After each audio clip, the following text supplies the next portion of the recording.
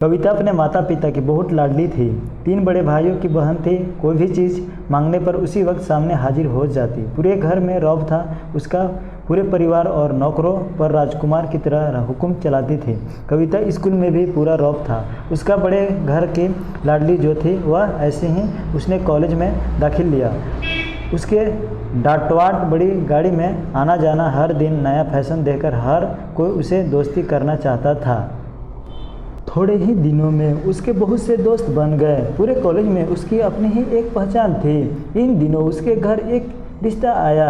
खानदानी लोग थे और पापा की पुरानी जान पहचान थी। उसके साथ कविता के साथ कोई ज़बरदस्ती नहीं थी, पर कविता ने फिर भी हाँ कर दी, क्योंकि वह अपने परिवार से बहुत प्यार करती थी। वह जानती थी कि वह लोग उसका अच्छा ही सोचेंगे। लड़के का नाम राज था। राज काफ़ी पढ़ा लिखा और समझदार था। ससुराल वाले भी बहुत अच्छे थे। ससुराल में कविता की जगह वैसे ही थी जैसे कि मायके में। कोई भी कार्य कविता की सलाह के बिना नहीं होता था।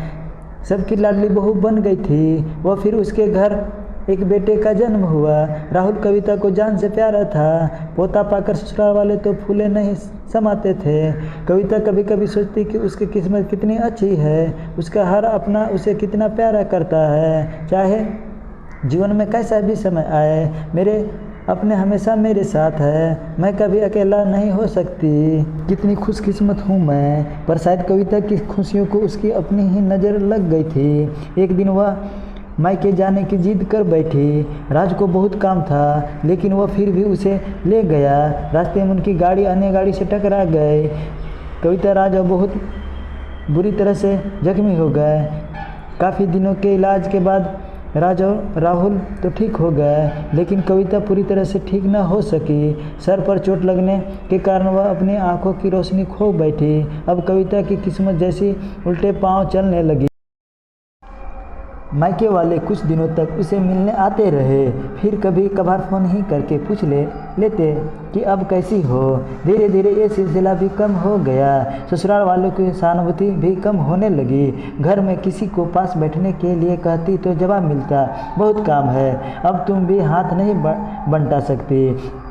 राज भी चिड़चिड़ा हो गया था। बस राहुल ही था उसके साथ, जिसके साथ हंसते खेलते उसका वक्त गुजरता।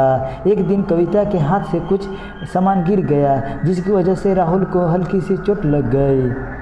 कविता के सास ससुर ने राहुल को उससे अलग कर दिया कि कहीं उसके ना देखने की वजह से बच्चे का कोई नुकसान ना हो जाए। कविता अंदर से टूट चुकी थी। एक दिन उसने सबके सामने मायके जाने की इच्छा रखी, तो राज उसे तुरंत मायके छोड़ आया, जैसे कि वह भी यही चाहता था। लेकिन राहुल को उसके साथ नहीं भेजा गया। कविता कभी राहुल से दूर नहीं रही थी, पर अपनी कमी के कारण उसने ज़्यादा बहस नहीं की। कविता को लगा कि वह 3-4 दिन वहाँ रहेगी तो थोड़ा हवा पानी बदल जाएगा, क्योंकि वह कितने दिनों से कहीं भी बाहर नहीं गई थी। घर वाले भी इतने दिनों बाद उसे देखकर कितने खुश होंगे। कविता के घर पहुंचने पर सब लोग बहुत खुश हुए। खाने में सब कुछ कविता की पसंद का ही बना था। उसने अपने मम्मी पापा और भाई भाभीियों से दिल खोलकर बातें की। उनके छोटे छोटे बच्चे भी बुआ के साथ घुल मिल गए थे। रात को सोने के वक्त जब वह कपड़े बदलने लगी तो उसे पता चला कि उसका बैग तो बहुत भरा हुआ था। वह सब समझ गई।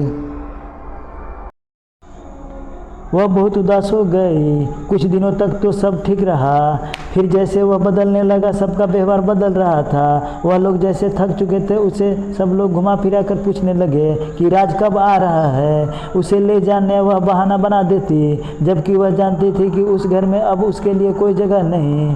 कविता से चलते वक्त कुछ न कुछ नुकसान हो जाता। थोड़ी बहुत टोका टोकी उसे सुनाई देती, वह टाल देती। एक दिन उसके हाथ से लगकर एक कीमती फूलदान टूट गया। छोटी भाभी ने बहुत हंगामा मचाया। कविता के माता पिता रोज़ रोज़ के झमेले से तंग आ गए थे। उन्होंने राज को खुद से फ़ोन कर दिया। राज कविता को अपने घर ले गया। कविता को अपने परिवार वालों से ये उम्मीद ना थी कि जिस कविता के कहे बिना घर से एक पत्ता भी नहीं हिलता था, उस घर के लिए वह अब बोझ बन चुकी थी। राज के साथ ससुराल आते वक्त वह बहुत खुश थी, क्योंकि वह अपने घर जा रही थी, अपने जिगर के टुकड़े राहुल के पास। परंतु यह खुशी भी कुछ पल की ही थी। सारा बंदोबस्त पहले ही किया गया हुआ था। कविता को सीधे ऊपर वाले कमरे में पहुंचा दिया गया। राहुल से दूर रहने की खास चेतावनी दी गई। एक कामवाली लता को उसकी जिम्मेदारी सौंपी गई, जो उसके खाने पहनने जैसी ज़रूरतों का ध्यान रखती। कविता ज़्यादातर चुप ही रहती। कभी कभी कामवाली लता से थोड़ा बतिया लेती। उसके ज़रिए राहुल का पता चल जाता। सबकी लाडली बेटी और बहू सबके लिए लाडली से बोझ बन चुकी थी।